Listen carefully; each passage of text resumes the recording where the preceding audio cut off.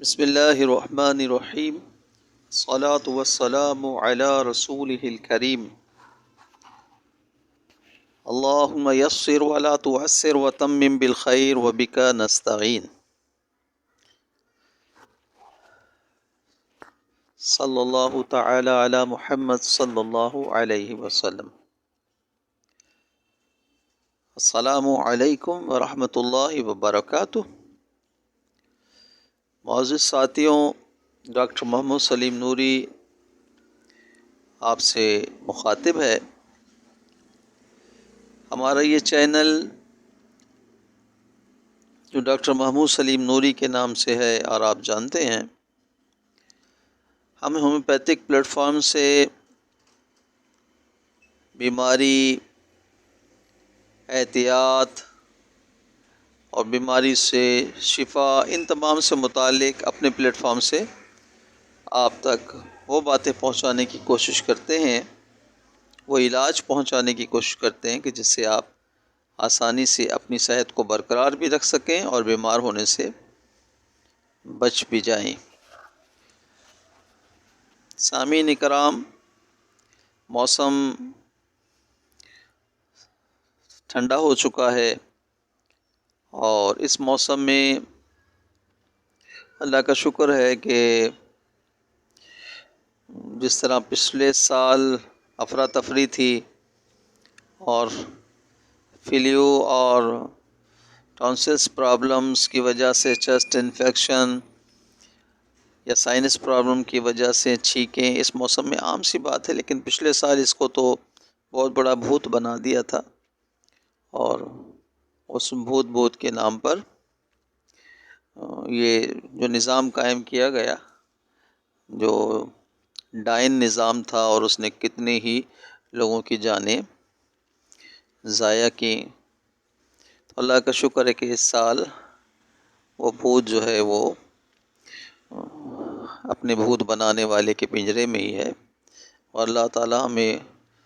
اس بھوت بنانے والے سے اور اس بھوت سے محفوظ رکھے۔ نزلہ، زکام، کھانسی، فلیو، یہ جتنی بھی چیزیں ہیں موسم کے اعتبار سے جو آتی ہیں، حقیقتاً یہ ہمارے لیے بہت فائدہ مند ہوتی ہیں۔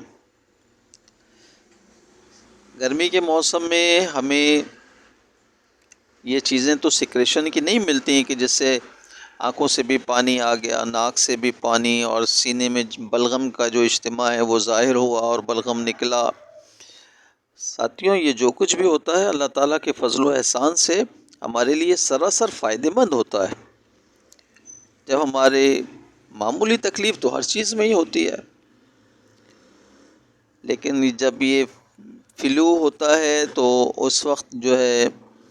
یا چیسٹ انفیکشن یا گلا خراب ہونے کی وجہ سے، ٹھنڈ کے اثر کی وجہ سے جو سینے میں بلغم ہوتا ہے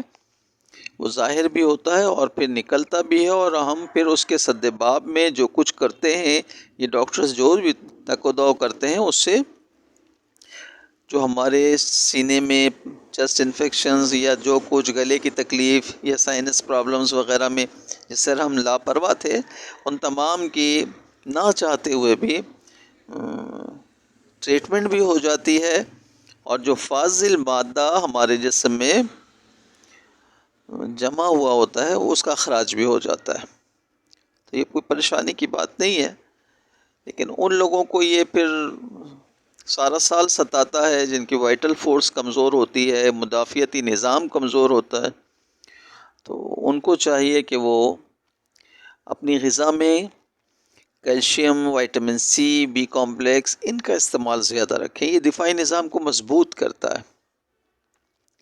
موسم کے فروٹس ہیں، وہ جب بھی سردی آتی ہے تو جو فروٹس آتے ہیں تو ہم دیکھتے ہیں کہ جو سارا سال ہماری ریسرچ میں ہے کہ یہ چیزیں اگر کم پڑ جائیں تو ہماری باڈی جو ہے مختلف قسم کے انفیکشنز کا شکار ہوتی ہے۔ تو سارا سال جو ہے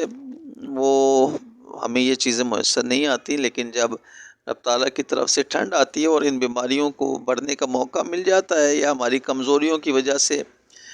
اس قسم کے حالات پیدا ہو جاتے ہیں جسے ہم فلیو یا ٹونسلز یا چیسٹ انفیکشن یا سائنس پرابلم بڑھ جانا،